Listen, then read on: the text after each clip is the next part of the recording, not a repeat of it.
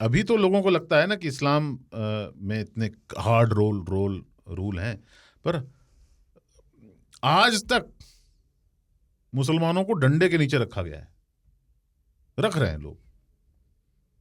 अरब में ही, जो देश जहां से कि इस्लाम पैदा हुआ है, जहां से निकल के पूरी दुनिया में फैला, अच्छा वो आपने क्लियर कर दिया, मैं कहीं और को सोच रहा था। वहां पे डिक्टेटरशिप जो है वो प्रिफर्ड फॉर्म ऑफ गवर्नेंस है।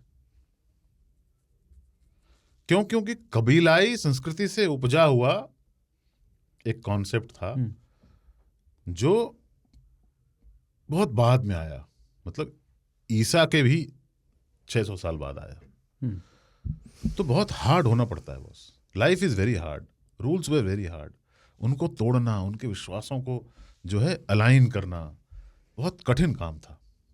तो जो प्रॉफिट के रेवलेशंस थे वो इसलिए थे कि यार इनको यूनाइट करेंगे अगर हम, क्योंकि उनके पास देखो कोई खेती नहीं होती थी, ऐसा नहीं कि जरखेज जमीन थी और बहुत कुछ उपज रहा था वहां पे। तो ट्रेड एक बहुत बड़ा रास्ता था, बिकॉज दुनिया भर का ट्रेड होता था उस एरिया से, यूरोप जाने के लिए और अफ्रीका जाने के लिए भी वो रास्ता था।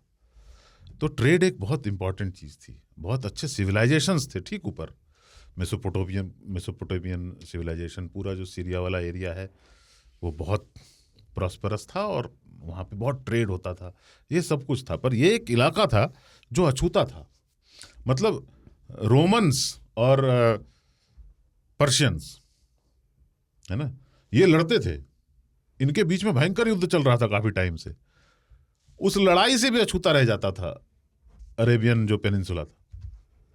लोग संपत्ति के लिए लड़ रहे हैं, ये लड़ाई से भी अछूते हैं।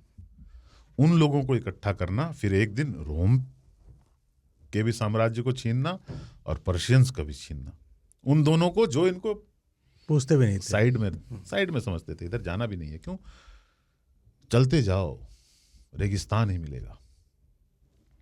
तो उन्होंने एक नई व्यवस्था बनाई जो बाद में विकसित हुई और एक रिलीजन का फॉर्म लिया उसने।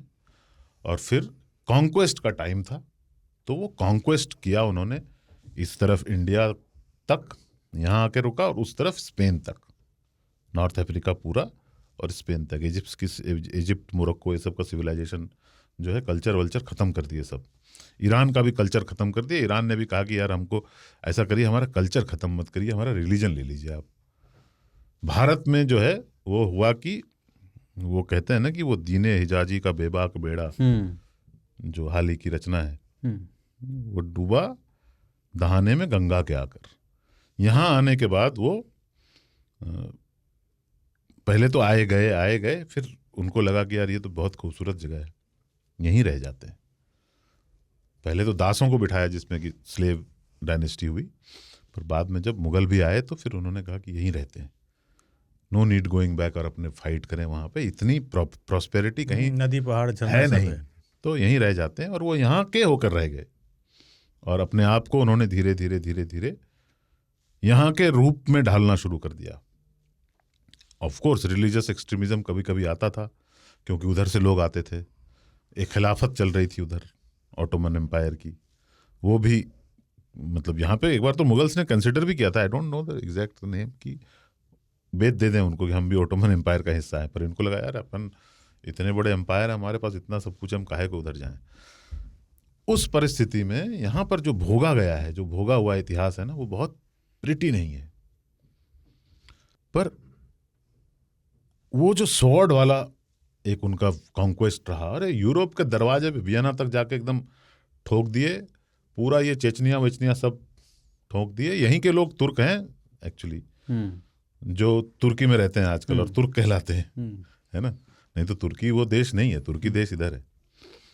तो तलवार का जो खौफ था, और फिर इंस्ट्रूमेंट थे इसमें, कभी वो एनकरेज करते थे कन्वर्जन को कि सेना की जरूरत है तो मुसलमान हो जाओ, तुमको ये मिलेगा वो मिलेगा, तो वो हो जाते थे। फिर कभी कहते थे नहीं कन्वर्ट मत करो, क्योंकि कन्वर्ट जब तक नहीं करेगा तब तक टैक्स देगा तो पैसा आता रहेगा। इस तरह की चीजें थी। भारत में वो सब आके खत्म हो गया, और वो तलखी लेकिन बीच बीच में उभर कर आती है। है।